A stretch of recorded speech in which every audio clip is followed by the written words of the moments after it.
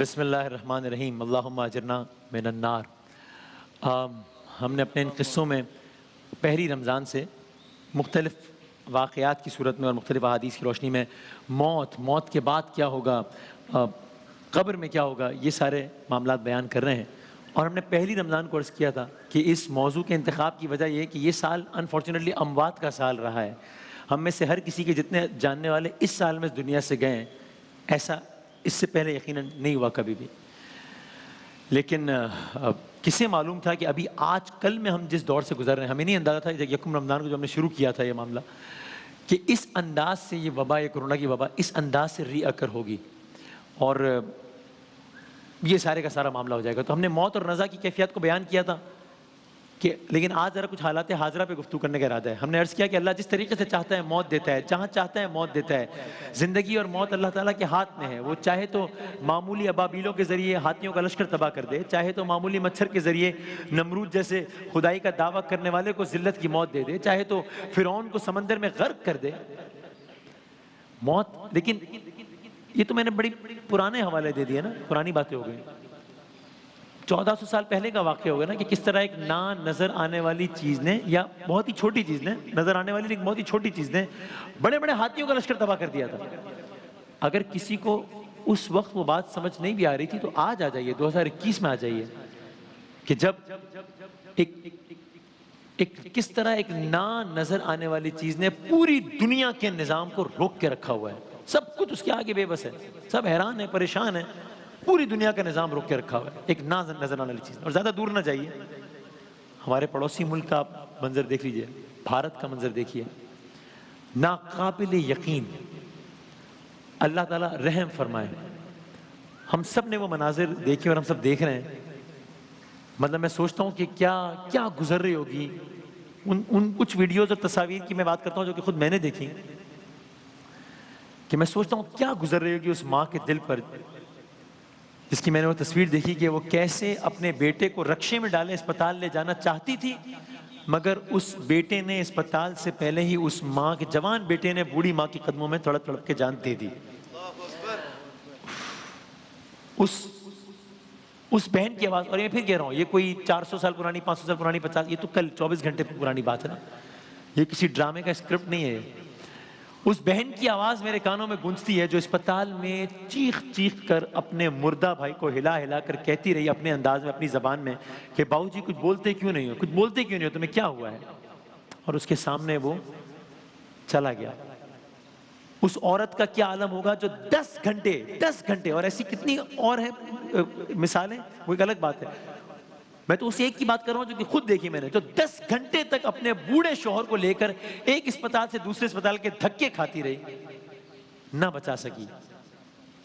میں نے دیکھا کہ ایک لڑکی اسپتال کے ایک وارڈ میں زور زور سے اپنی مری ہوئی ماں کی لاش سے لپٹ کر بین کر رہی ہے اور چیخ چیخ کے کہہ رہی تھی کہ دیکھو صرف میری ماں نہیں مری، بلکہ اس وارڈ میں جتنے مریض ہیں نا وہ سب ایک ایک کر کے مر رہے ہیں۔ دکھایا کہ مختلف بیڈز پر پڑے مریض کس مشکل سے آکسیجن کی غیر موجودگی میں سانس لینے کی ناکام کوشش میں شدید اذیت سے گزرتے ہوئے ایک ایک کر کے مر رہے ہیں۔ آپ نے، مجھے نہیں معلوم منظر دیکھا ہی نہیں دیکھا، کہ جو کہ میں نشر بھی نہیں کر سکتا وہ منظر، کہ جو فلمایا جا رہا ہے بھارت کی ایک سڑک پہ، اور جہاں لوگ اسی منظر میں آپ کو بالکل ٹھیک نظر آتے ہیں اور کچھ لمحوں بعد ایک کر کے گرتے چلے جاتے ہیں اور مرتے چلے جاتے ہیں۔ یعنی کچھ لمحات پہلے جو لوگ بالکل ٹھیک ہیں وہ ایک کر کے گرتے چلے جاتے ہیں، مرتے چلے جاتے ہیں۔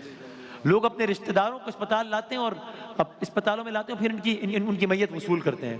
کچھ لمحات پہلے ایک شخص اچھا بھلا ہے اور وہ اچانک سانس لینا، اللہ تعالیٰ نے انسان کو اس کی اوقات بتائی۔ ہم محاورتاً کہتے ہیں، محاورتاً کہا جاتا ہے کہ یار فلاں کام وہ تو بہت ہی آسان ہے، it is as easy as breathing, یہ تو اتنا آسان ہے جتنا آسان سانس لینا۔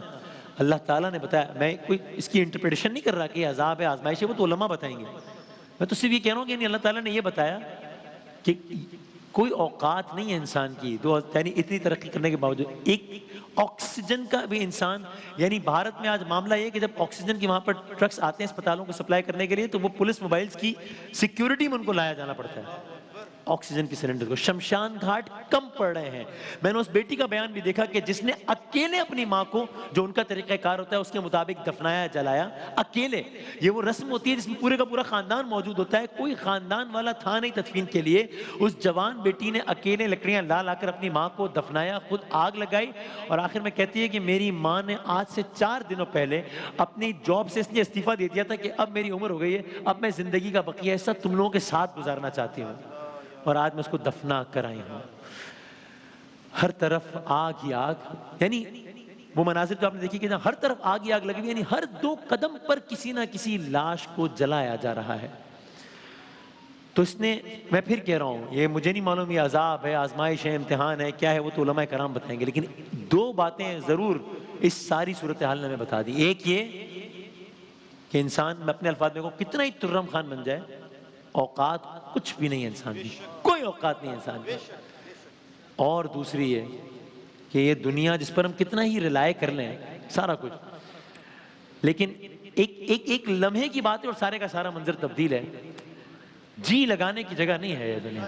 جگہ جی لگانے کی دنیا نہیں ہے, یہ عبرت کی جا ہے, تماشا نہیں ہے. جگہ جی لگانے کی دنیا نہیں ہے, یہ عبرت کی جا ہے, تماشا نہیں ہے. جہاں میں ہے عبرت کے ہر سو نمونے, مگر تجھ کو اندھا کیا رنگ بو نے.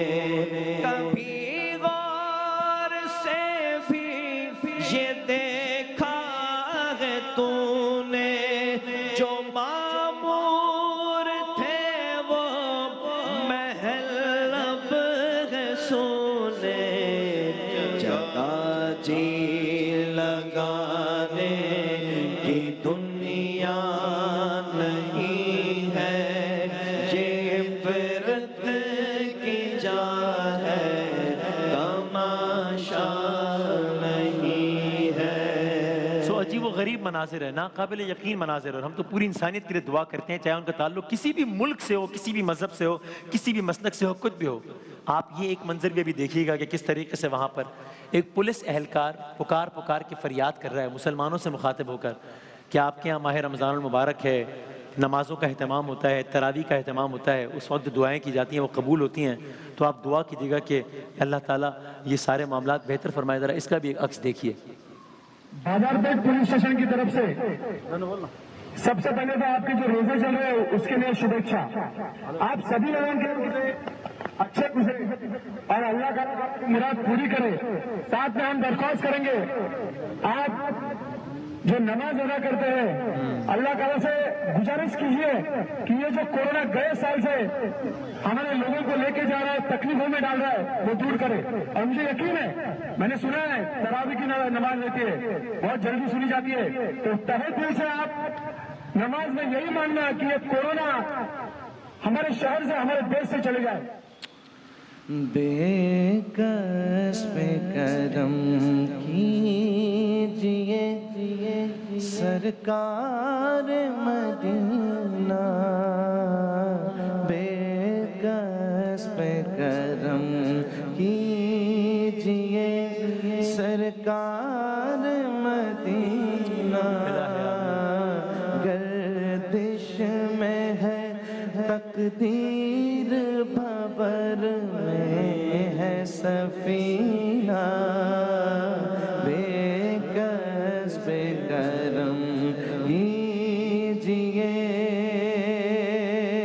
چھائی ہے مصیبت کی گھٹا گیسو والے, گیسو والے,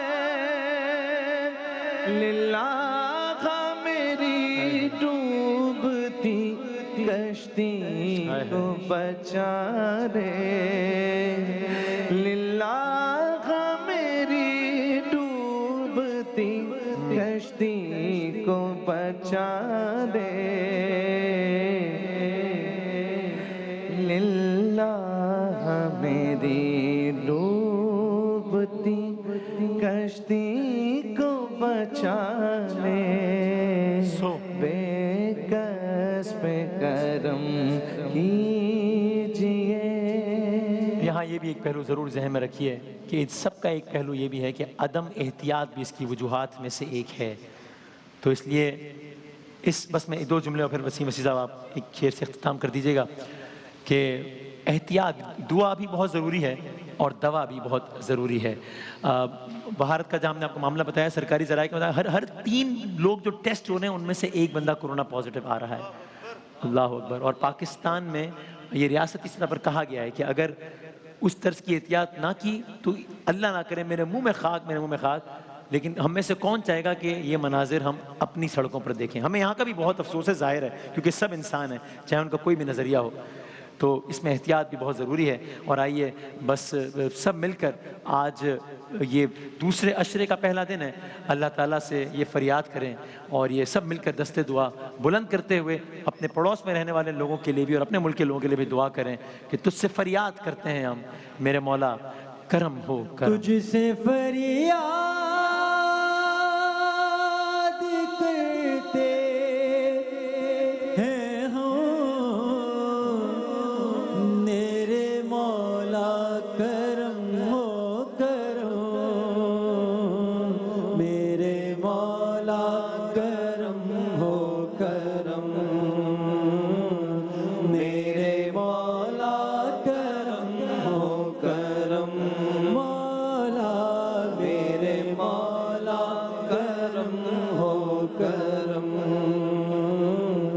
میرے مولا، کرم ہو کرم. یہ زمین اور یہ آسمان تیرے قبضے میں ہے 2 جہاں، سب پہ تو